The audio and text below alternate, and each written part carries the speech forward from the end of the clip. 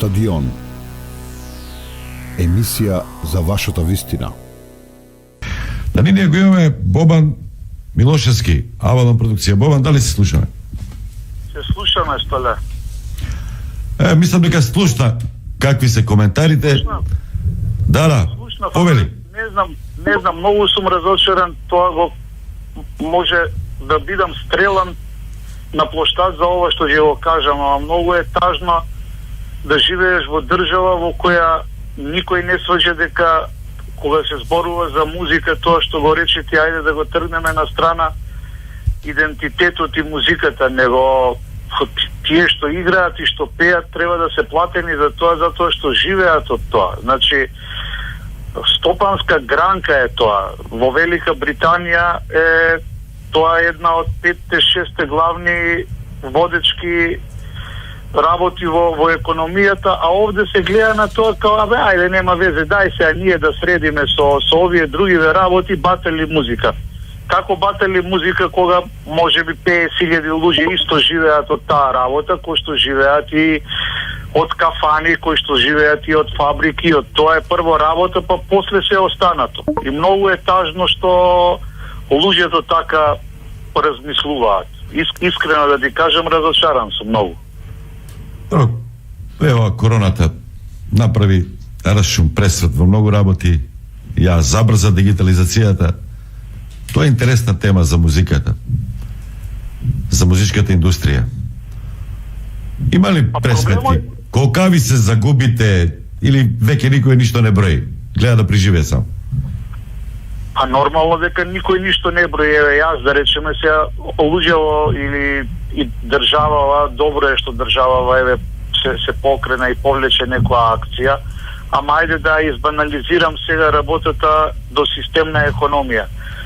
Значи, јас имам фирма со 7 вработени, која од септември месец до ден денешен има 0 денари приход. А јас делам 7 плати, плаќам 7 здравствени, плаќам кири, плаќам телефони и се останато поред. И нема никаква разлика ако тоа го правам ја, а работам со музика, да речеме, или го прави некој, а има забрска ординација. Прво да тргнеме од тоа. Второ, исто, тоа слушнав што го кажал Пеце од Супер Хикс, има тука многу чудни работи околу тоа, ама мислам дека минатата година јас се заангажирав многу со Венко да донесеме одредени протоколи под кои би се работело. Али и сега имам некое чувство дека пак сме последни во тој сегмент. Ајде као прво друго да средиме и ние покажуваме трпение, ама нормално многу е тешко кога прв те затвораат, последен те отвараат. Тоа е генерално голем проблем. И добро е што владата еве покажа сенс баш во тие услови со ова сега што го прави, што ги дели овие милиони евра на ивент индустријата, да ги тргнам настрана некои проблеми што ги има и тука, али што вика северниот сосед, болje ишта него ништо. Добро, баш ме интересира зошто чудни работи се дават. Пеце вели дискриминаторски. Може во ЈСП 50, а не може на концерт 50. Ајде, окей, да почекаме 15 мај, после тоа може би ќе се пуштат работите. Кажа некои бројки, како се одвива музичката индустрија во светот, или воопшто не се одвива, дали онлајнот е некаква алтернатива, дали и тоа може да носи некои пари? Не е онлајнот некаква. Па се, знаеш, Столе, клучот лежи по тоа што го кажа ти, а после музичка, а тоа е индустрија. Во светот е тоа индустрија и бизнис, а кај нас никогаш тоа не била индустрија и бизнис, туку било голо преживување. И не можеш сега ти во Велика Британија, ако 70 милиарди фунти годишно се вртат од музика, да тоа да го тргнеш на страна и да речеш, добро, сега вие што сакате правите, вие играте и пеете и свирите. Значи, тоа што е добра вест, тоа што мене ме радува, бидејќи уздужен респект на сите и учесници во емисија и во Јас сум длабоко во 2022 година со плановите, затоа што цела музичка индустрија од Запад се спрема да почне да работи од втората половина на август без никакви протоколи и тоа со сериозни капацитети од 40-50 луѓе во Велика Британија и во Америка, претежно со домашни артисти. Значи, ме разбираш, тоа се големи пазари и Сантана може да не иде во Европа, ама Америка е, да речеме, вакцинирана и тој ќе одржи 60 концерти во Америка. Исто и во Велика Британија. И ние треба полека да го следиме тој процес, да се надеваме дека до септември ќе достигнеме имунизација и од вакцина и по природен пат. И јас некаде очекувам од септември месец да се работи во Македонија нормално, без никакви протоколи, без никакви ограничувања, се разбира, со вакцината. Тоа се плановите на глобално ниво, кои ние треба да ги следиме локално. Се разбира, по 100 милионити пат Александар Вучич одскака во се со неговата посесивност и со агресивност, па бидејќи тој ја вакцинира Србија, еве гледам дека Екзит се најавува скоро со фул капацитет од денес за 2 месеца, што за Македонија делува како научна фантастика, ама па таква е и диспропорцијата во вакцинираните помеѓу Македонија и Србија. И ајде да видиме како ќе помине Екзит. Авалон сигурно ќе почне да работи концерти од август месец, као што работеше впрочем и лани на отворено. И стварно се надевам дека од септември ќе тргнеме да работиме се. И стварно давам фул подршка, иако ние не сме нити колеги, нити конкуренција, не дај Боже, нити работиме во било каков сегмент. Мислам ова со свадбариве што се прави дека мора подитно да се прекине, баш во тие цифри што ги кажуваат другите. Значи не може во градски автобуси да има луѓе, не може во еден маркет голем, во секое време има 100 луѓе внатре, а да луѓево да не прават свадби и да не може да поделат плати и да затвараат. Значи тоа мора да се реши подитно и гледам дека владава покрена и тука некоја акција, дека од 15 мај, као што видов дека тоа ќе се реши. А мислам дека и ние сега ќе покренеме одредена акција што сме во овој тип на браншава на организирање на концерти, пак као минатата година со некои дупло по-либерални протоколи од минатата година, да почнеме да работиме од 1 јули. А мислам реално дека од втора половина на септември дека ќе се врати работата секаде. Столе, се слушаме? Да, се слушаме. Со тоа да сум ја комплетно свесен на се, исто како што си свесен и ти. Значи, да не бидеш денес свесен, треба да си глуп. Овде правиме муавет дека нема да се случи во септември да речат дека сега има вирус од Гватемала кој што ќе не потепа сите и дека вакцините не важат. Тоа значи дека е крај на стариот свет, ја и ти може да се пензионираме тамо негде во источна Македонија во некоја викендица и да пуштиме младиве да мислат како ќе го живеат остатокот на животот. Има оптимистички прави со научници, со доктори, вела дека новата технологија овозможува како вид на или сој на вирус да се појави многу брзо, за месец дена да се добие нова вакцина, така да тоа е некој оптимизам. Јас сум скоро сигурен дека ова ќе го прогласат за сезонски грип некаде на есен, за кој што ќе треба да се вакцинираш секоја година као за сезонски грип. Мора да бидеме оптимисти, ама ти викам, еве јас ја да кажам нешто што не сум го кажал никаде, не сум го напишал никаде. Јас во овој момент сега имам потврдено за јуни и јули 2022 година 4 многу големи, сериозни, атрактивни светски имиња со концерти какви што работевме до 2019 година. И имам платено и аванси за тие концерти.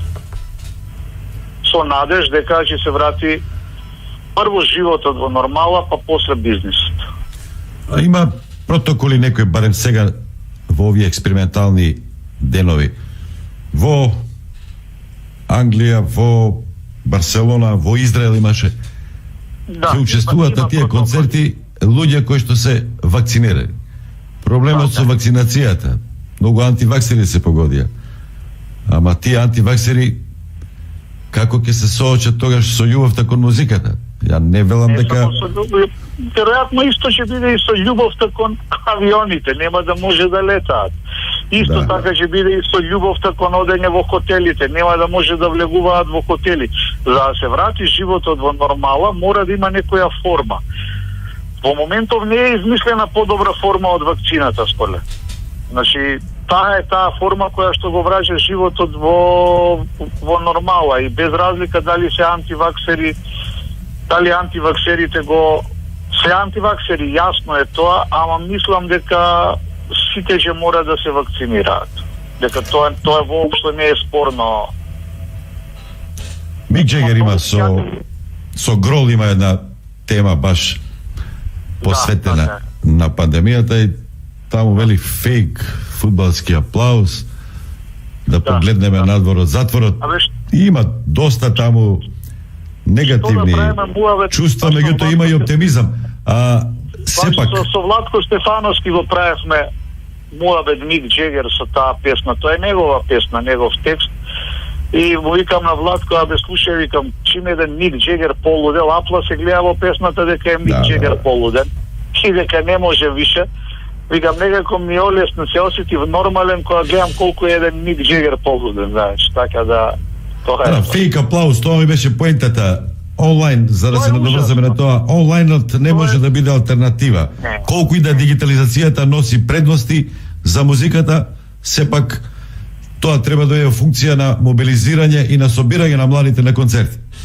Така е. Онлайнот, не знам, значи, ако работите во фул одат во тој правец, тоа ќе мора да помине без мене и без постарава генерација, ама тоа е многу едноставно. Сега не знам колку ги испрати тие сегменти. Постојат одредени артисти што свртеа некои озбилни пари и од онлайнот во Бочели, Дуа Липа, има една јапанска тинејџерска атракција, ама проблемот во онлайнот е следен.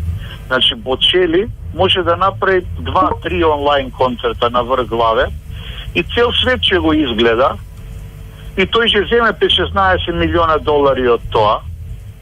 Ама од друга страна па, кога Бочели оди на турнеја, тој прави во 2 години 400 концерта и зема 150 милиона долари од тоа. Значи, онлайнот еднаш ти е доволно да го видиш дома и ќе можеш и да го снимиш и не може артистот да прави турнеи онлайн.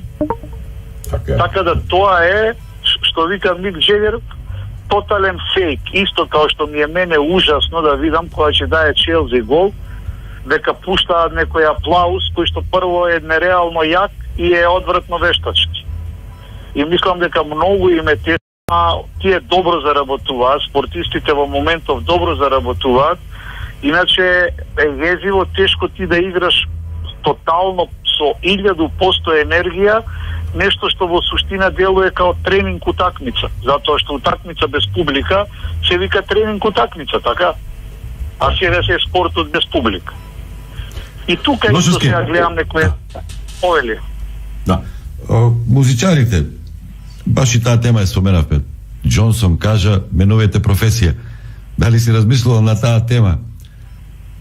Ама во Македонија баш и па не е некоја поле за можност за менување на професија. Ја ти кажав, ја имам 54 години и тоа што сум го поминал ја во интересните сфери на мојот живот преку работата, други не успеале на филм да го видат. Ја ништо не морам да менам професија. Јас кажувам дека ако дојде до таква ситуација, едноставно дилемата е дали Берово или Маврово до крајот на животот. Нема трето. Не размишлям ја во тој правец. Нека размишлjaат другите. Добро, да размислиме.